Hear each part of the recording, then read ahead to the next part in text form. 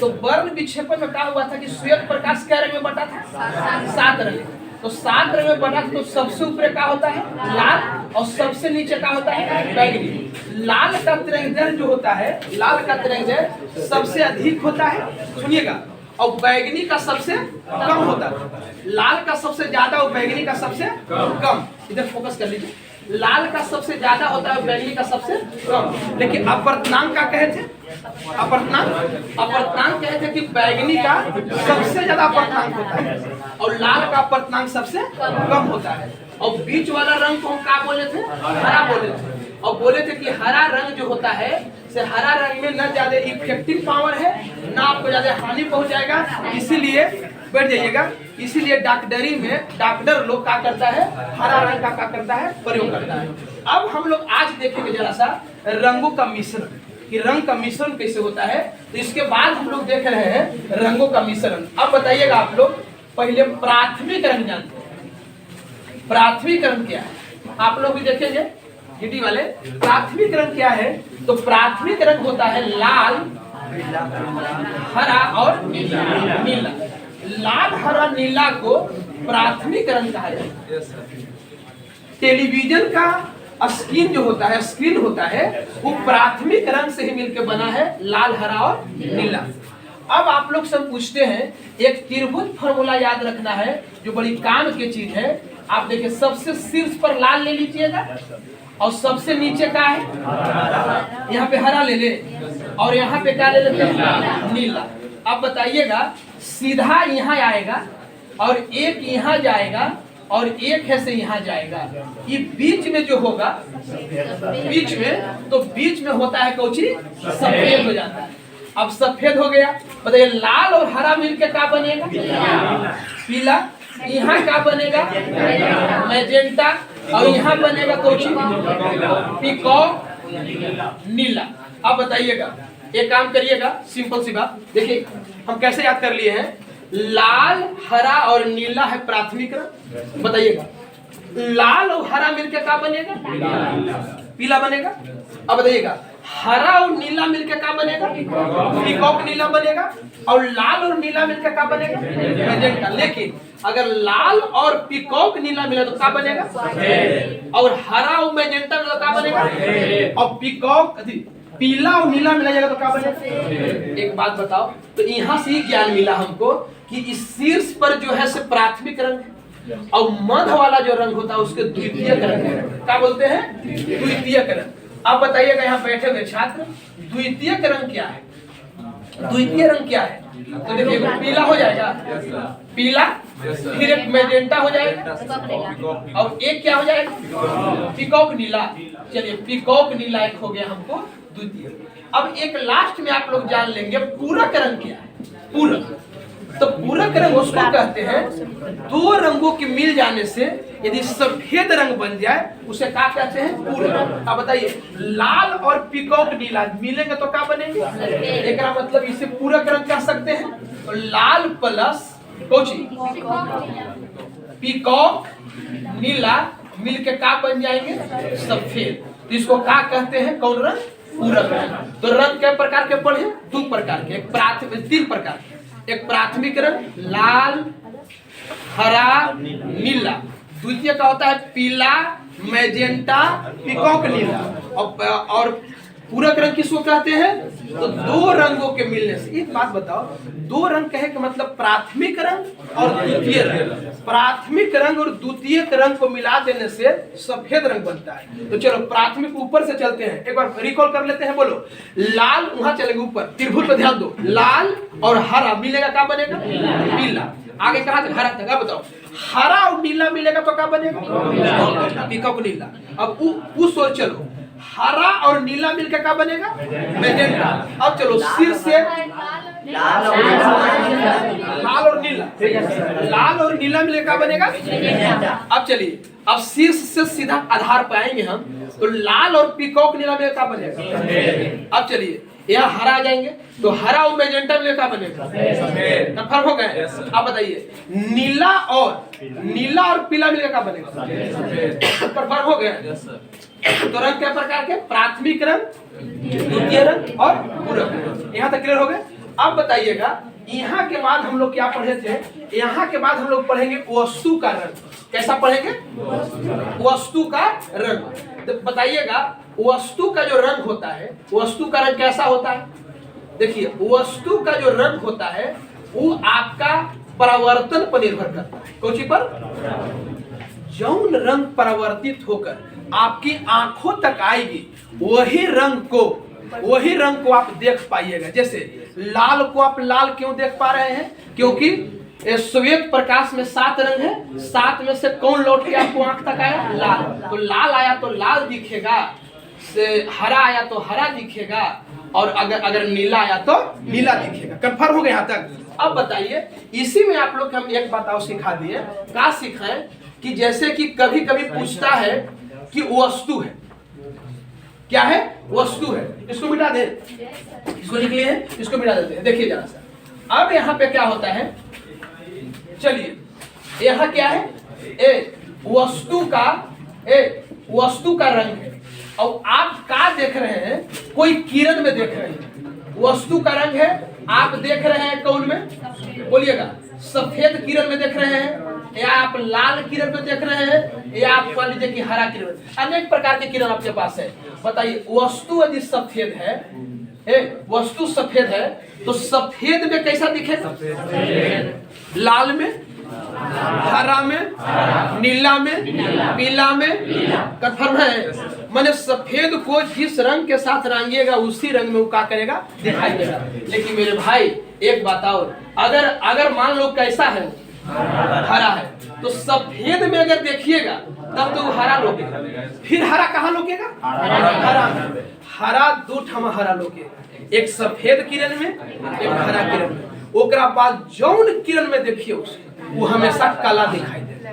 जैसे क्वेश्चन कैसे पूछता है कि लाल गुलाब को हरे कांच के गिलास में डाल दिया जाए तो बताएं और गुलाब किस कलर का दिखाई देगा? अब बताइए, लाल चला गया, हरा चला गया, तो आपको आंख तक जो परिवर्तित होकर जौन रंग आता तो नहीं रोकेगा। अब न लाल हरा नहीं आने दे रहा है, हरा को लाल नहीं आने दे रहा है, तो कोई भी रंग आपको आंखों तक नहीं आ रहा है। जब कोई भी आपको रंग आंख तक नहीं आएगा वो कैसा दिखाई देगा? काला दिखाई देगा। कंफर्म हो गए? किसी को दिक्कत तो बोल दीजिएगा यहाँ तक, यानी हम पूछने का तो बता देंगे। बताइएगा, हरा वस्तु है, नीला प्रकाश से किरण में देखने में कैसा दिखाई देगा? कंफर्म है? बताइए, हरा वस्तु है, सफेद रे में देखेंगे तो कैसा दिखाई देगा? कैसा दिखाई देगा? हरा। अच्छा, लाल वस्तु को हरा में देखेंगे तो कैसा दिखाई देगा? लेकिन लाल वस्तु को सफेद रे में देखेंगे तो आप लोग समझ गए हैं कि सर जौन रंग बोलिएगा ना, और सफेद अगर बोल दिए तो वही रंग बोलेंगे, और नहीं तो अगर लाल बोले हैं तो फिर लाले में देखिएगा तो लाल दिखाई देगा। उसके बाद जौन रे में देखिए, जौन किरण में देखिएगा वो कैसा दिखाई देगा? काला दिखाई देगा। एक बात बताओ, वायुमंडल अगर नहीं होता तो आकाश कैसा दिखाई देता? काला दिखाई देता। तो ऐसे कैसे दिखाई देता है? नीला दिखाई देता है। और अगर वायुमंडल नहीं होता तो अब चलिएगा, अब यहाँ से एक बात और सीख लीजिएगा, व्यतिकरण। अब व्यतिकरण क्या है? इसका खोज क्या किया था? बोलिएगा, क्या किया था? Thomas young. कब किया था? देखिएगा, एक याद रखो, देखो प्रकाश में एक व्यतिकरण एक घटना है। तो व्यतिकरण का जो खोज किया था, व्यतिकरण का खोज क्या किया था? Thomas young. कब किया था? 1802 में। अच्छा, व्यतिकरण क्या है इस समझिएगा। देखिए, हम अभी बता रहे थे सिंपल, एक प्रकाश का स्रोत, एक ही प्रकाश के स्रोत, ठीक है, इससे निकल रहे हैं समान आवृत्ति के दो, समान एक आवृत्ति का है और एक निकला है समान कोची का आयाम। बताइए, देखिए बहुत बढ़िया चीज है, समान आवृत्ति और समान आयाम के किरण निकल गया, और निकलने के बाद अध्यारोपित हो, क्या हो गया? अध्यारोपित हो गया, एक दूसरे पर अध्या का हो गया, रोपित हो गया। जैसे अध्यारोपित हुआ तो इसकी तीव्रता जो है से बदल जाएगी। क्या हो जाएगी? बदल जाएगी। अब बदलने का केस हो सकता है ये बढ़ भी सकता है और घट भी सकता है, दोनों के सोच। एक काम करो, एक बात समझो, जैसे कि कैसे करें हम, कैसे करें, मान लीजिए कि हम घर से आ रहे हैं, घर से हम आ रहे हैं, घर से दो व्यक्ति निकले, घर से क्या व्यक्ति निकला, दो व्यक्ति, और दोनों के पास समान आवृत्ति था और समान आयाम था, मतलब मान लो कि पावर दोनों के बराबर था, और चला तो घर से, लेकिन बीच में जाके दोनों का हो गया, दूसरे का हो गया, मिल गया। जैसे मिला और मिलने के बाद अब उन लोग के बताओ तीव्रता क्या हो जाएगी, बढ़ जाएगी। नहीं तो अगर दोनों एक दूसरे के उल्टा होंगे तो क्या हो जाएगी, तीव्रता घट जाएगी। तो बताइएगा, इस समान आवृत्ति और समान आयाम के प्रकाश के किरणें जब एक दूसरे पर अध्यारोपित हो जाए तो तीव्रता क्या हो जाती है, बदल जाती है। इस घटना को क्या कहते हैं, व्यतिकरण कहा जाता है। व्यतिकरण दो प्रकार का होता है, एक होता है संपोषी, एक होता है संपोषी, एक होता है विषमपोषी। विषमपोषी देखिएगा, दोनों समझ के खाली हल्का सा, एक संपोषी और विषमपोषी क्या है देखिएगा तो ध्यान से, चाहे ऐसू बोला जाता है इसको, संपोषी है ना, ये विषमपोषी से विनाशकारी है। अगर संपोषी किरण है, संपोषी किरण है तो एक समान आवृत्ति, समान आयाम और समान कला क्या होगा, एक बात बताओ, अगर दो गो व्यक्ति है और दोनों के ताकत बराबर, ताकत कुछ है बराबर है, और दोनों के राय समत बुद्धि विवेक भी मिल रहा है, जेकरा मारे ला कह रहा है दोनों हाँ ठीक हो, कोई दिक्कत नहीं, मारेंगे, बताओ अगर ताकत का हो, घटेगा कि बढ़ेगा। एक मतलब कि अगर समान कला के अगर प्रकाश हो, समान आवृत्ति और समान आयाम हो तो उसकी तीव्रता क्या हो जाएगी, बढ़ जाएगी, घट जाएगी, बढ़ जाएगी। लेकिन अब चल ये क्या लिखल है, विषमपोषी। अब विषमपोषी में क्या होता है, दोनों के विपरीत कला होता है। अब बताओ, जितना ताकतवर हम हैं उतने ताकतवर घर से निकला से दोनों हमने ताकतवर थे और निकल गए, निकलना के बाद हमने हरियाणा में मिले और हमारा वो पकड़े आया था तो जो जा रहे हैं ठीक काम नहीं करने जा रहे हैं, तो हमार कला ओकर कला एक समान की विपरीत हो गया ना। अब बताइए, दोनों हमने बराबरे भुजंग थे और मिल गया हरिया तो हमारा तो उधर लेगा, कहे कि नहीं वहां आपको नहीं जाना है, तो बताओ हमारी तीव्रता बढ़ गया घट गया, क्या हो गया, घट गया, घटिए ना गया। कभी कभी हो सकता है अगर बराबर पावर वाला होगा तो हमारा शून्य भी कर देगा, लेकिन हाँ हो सकता है कि उसके पास पावर होगा मान लीजिए 10 और हमारा पास पावर होगा मान लीजिए 12। अगर समान कला के होते तो 22 पावर लेके जाते, लेकिन विपरीत कला के हैं तो हमारा पावर कितना कर देगा, 2। तो एक मतलब कि विषमपोषी में अगर विपरीत कला हो तो तीव्रता घट जाती है, और संपोषी में समान कला वाला को संपोषी कहते हैं, उसमें तीव्रता क्या होती है और घटती नहीं है, कभी कभी क्या हो जाता है, शून्य हो जाता है। आगे समझ में व्यतिकरण क्या है आप बताइएगा। व्यतिकरण है कि एक ही प्रकाश स्रोत से समान आवृत्ति और समान कला नहीं, समान आवृत्ति और समान आयाम की प्रकाश से निकलकर एक दूसरे के ऊपर अध्यारोपित हो जाए तो उसकी तीव्रता में परिवर्तन हो जाता है, और इस प्रकार के घटना को व्यतिकरण कहा जाता है। व्यतिकरण कई प्रकार के, एक संपोषी व्यतिकरण और एक विषमपोषी या विनाशी व्यतिकरण भी कह सकते हैं।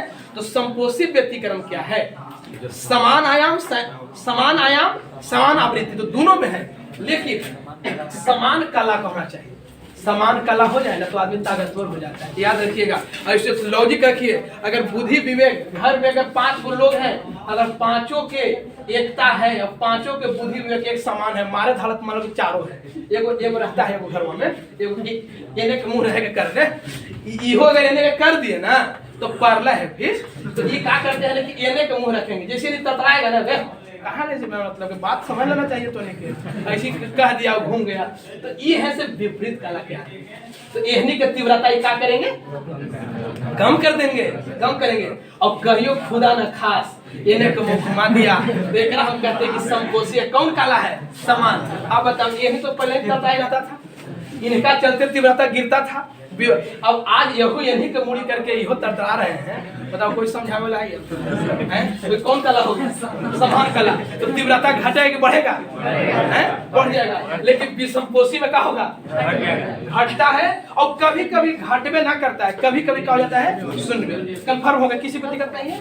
अब चलिए, यहाँ पे दिक्कत है? अब चलिए आज इसको फिनिश कर दे रहे हैं। अब बताइएगा, अब एक चीज और, एक है ध्रुवन, ये समझना है। एक कौन सी है? ध्रुवन। ये ध्रुवन तरी समझिए। ध्रुवन जानते हैं? ध्रुवन क्या है? प्रकाश का, देखो तरंग की दो गो नेचर है। सुनिए, तरंग के दो नेचर है। एक होता है अनुदैर्घ्य, अनुदैर्घ्य होता है। एक होता है कौन सी? अनुप्रस्थ। देख भाई, ये जो है न सर किसका है? ये ध्वनि का है। और ये किसका है? प्रकाश का। तो हम बताए हैं प मेरा लगल है ना, प मेरा तो किसका हो गया? आधा घाई से लगी ना हवा। तो ये कोची होता है? तो ना चोर अपन कुछ तो कुछ पहचान छोड़ देता है, तो बेचारा ये छोड़ ले है कि प्रकाश की प्रकृति का अनुप्रस्थ होती है और ध्वनि की प्रकृति कोची होती है? अनुदैर्घ्य होती है। बाहर निकाल जाता है। अरे उन लोग को बोल दीजिए ना, उन लोग बोल दीजिए, फिर बोलिए यहाँ पे क्या हो गया? ये देखिए यहाँ पे क्या हो गया? लास्ट कर रहे हैं आप लोग। देखिए ध्रुवन है ना, तो ध्रुवन की घटना किसमें होती है? तो ध्रुवन केवल होती है किसमें? ध्रुवन की घटना किसमें होती है? देख लीजिएगा, अनुप्रस्थ में होती है। हाँ बैठिए ना जगह, बैठिए, देख लीजिएगा। देखिए तो ध्रुवन की घटना किसमें होती है? अनुप्रस्थ में होती है। लेकिन अनुदैर्घ्य में ध्रुवन की घटना नहीं होती है। एक बात बताए, देखो तरंग के सिद्धांत दो था, तनका जान लो। एक था कणिका सिद्धांत, एक था न्यूटन के कणिका सिद्धांत, कणिका सिद्धांत, और एक था तरंग सिद्धांत। तरंग था केकर? देखिएगा जैसा हाइगेंस के। 2 मिनट वाली बात सुनेंगे। आप बताइएगा कि जो कणिका सिद्धांत बात लगे, आप लोग सुन लेंगे, साइंस है।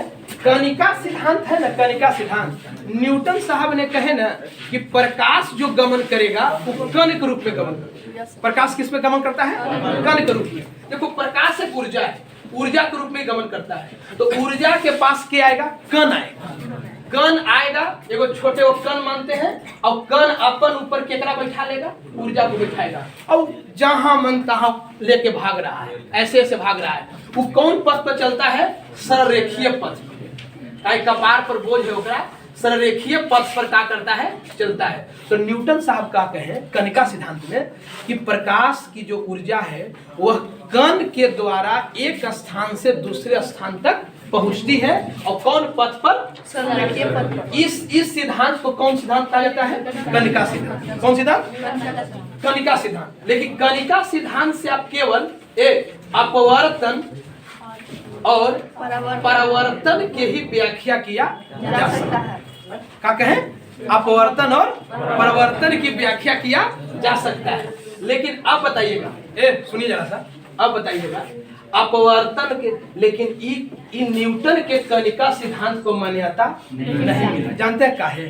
कारण का हो गया, इनके द्वारा ध्रुवन की व्याख्या नहीं की जा सकती। कई बार क्वेश्चन पूछले हैं कि ध्रुवन की व्याख्या किससे की जाती है?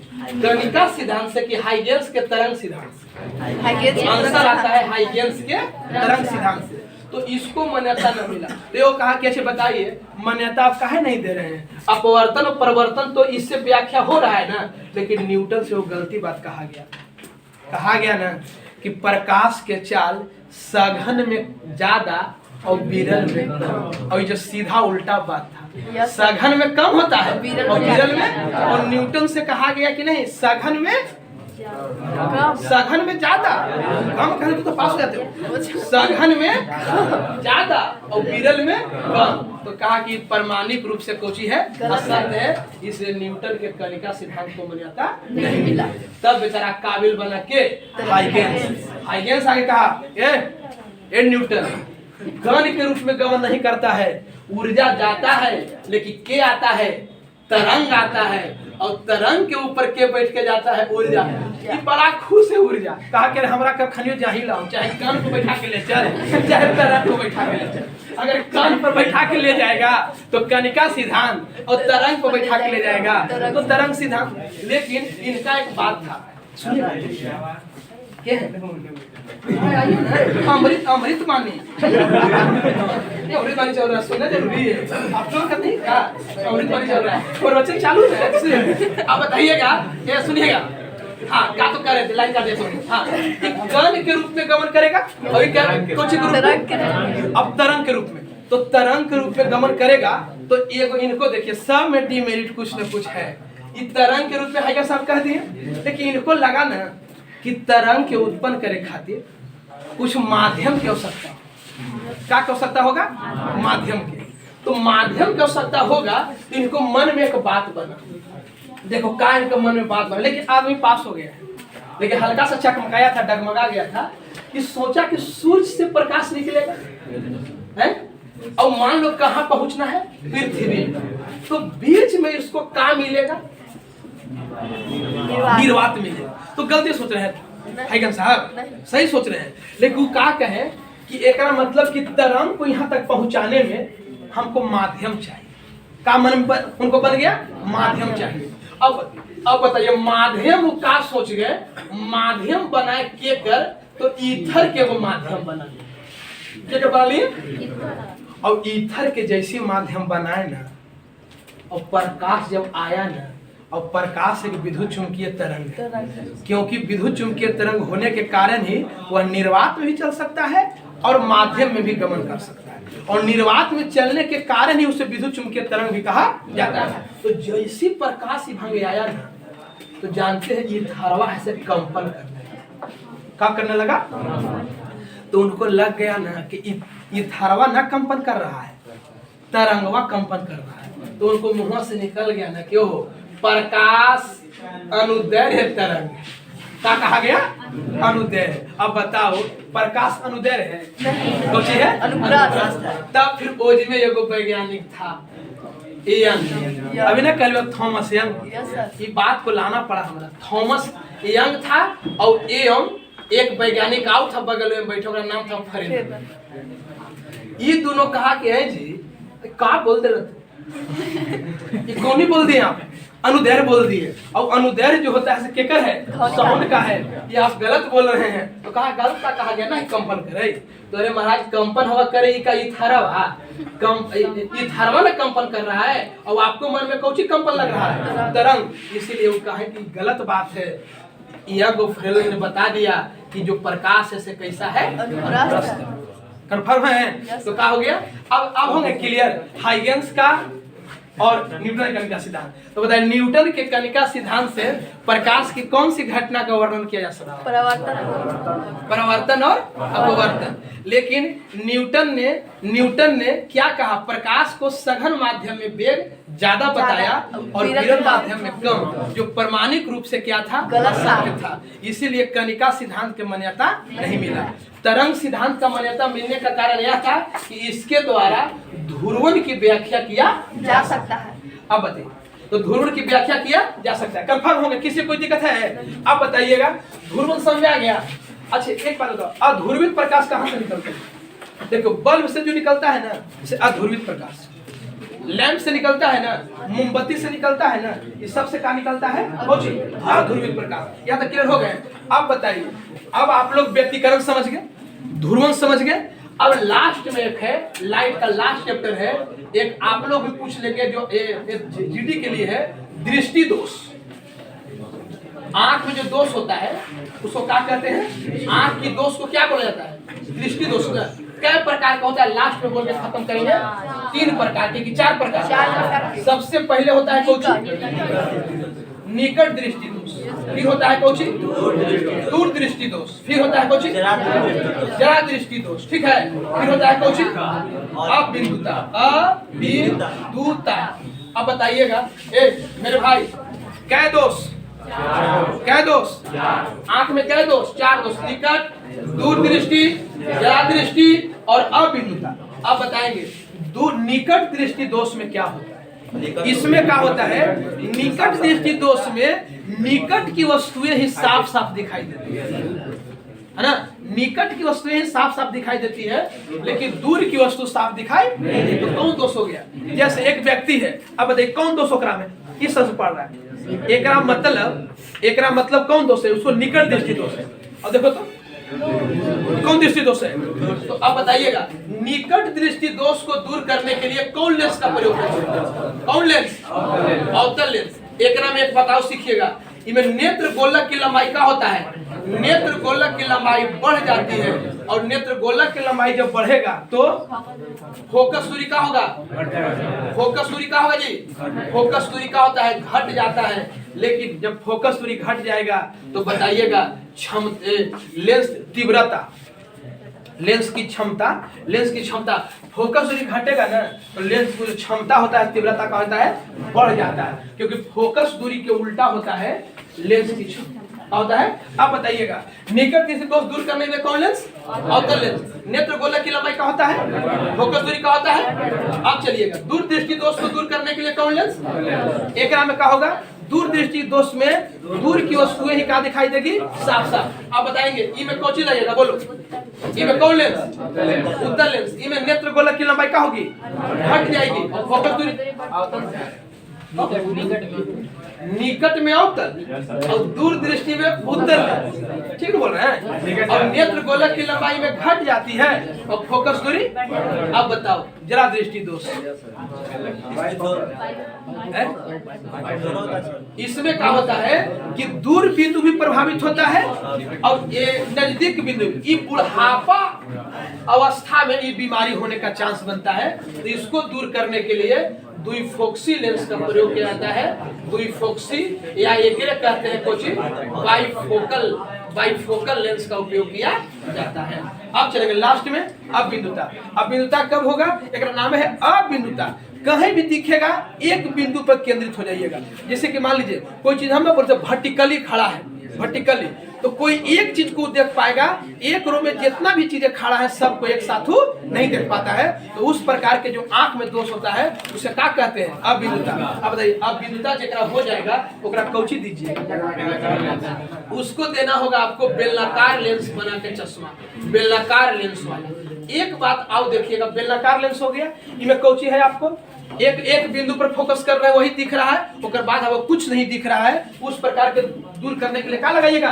बेलनाकार लेंस। अब चलिएगा, एक आदमी गया, हम बताए थे आप लोग को, एक आदमी गया, वो कहा कि हमको कोई वर्टिकली खड़ा होता है ना, तो एक ही बिंदु पर हम क्या कर सकते हैं? देख सकते हैं। तब कहा कि आपका एक रोग हो गया है अबिंदुता।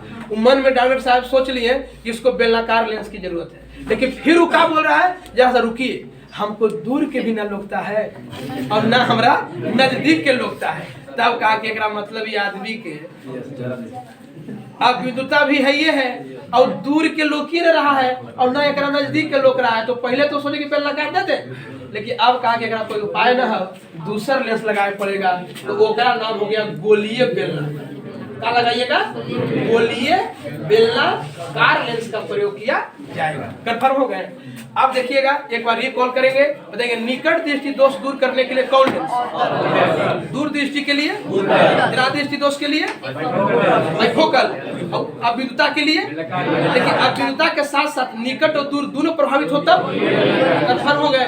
अब वो दोष उस अगर मेरी नेत्र गोलक की लंबाई घट जाएगा तो हमारे कौन रोग से पीड़ित है? और नेत्र गोलक की लंबाई बढ़ जाएगा तब? अच्छा, हमारा दूर भी प्रभावित रहेगा और नजदीक भी तब? न हमारा दूरी के साफ साफ दिखाई देगा और नजदीक के तब? इसको दूर करने के लिए अच्छा बताइए, हम कोई एक बिंदु को देख पा रहे हैं, कोई एक बिंदु को वर्टिकली खड़ा, एक बिंदु को सब खड़ा हो जाएगा एक बार, तो हम नहीं देख पाए, किसी एक को देख पाएंगे, तो कौन रोग हमारा होगा? अबिंदुता। तो कौन लेंस से दूर करिएगा? बेलनाकार। और अगर आप हमको बताइए बिंदु के साथ साथ निकट और दूर दोनों अगर प्रभावित होता, कंफर्म हो गए? अब किसी को दिक्कत से बोलिएगा। अब मैं एक बार पूरा क्लास को खत्म कर रहा हूँ, इसी के साथ हम लोग यहाँ तक पढ़ लिए। अब हम लोग नेक्स्ट में पढ़ेंगे कोई विद्युत धारा पढ़ेंगे। अब बताइएगा, इधर से बोलिएगा प्राथमिक रंग का होता है, तो हाला कर लो, प्राथमिक रंग का होता है, कंफर्म हो गए। अच्छा बताएंगे द्वितीयक रंग कौन होता है? नीला, मैजेंटा, पीकॉक नीला।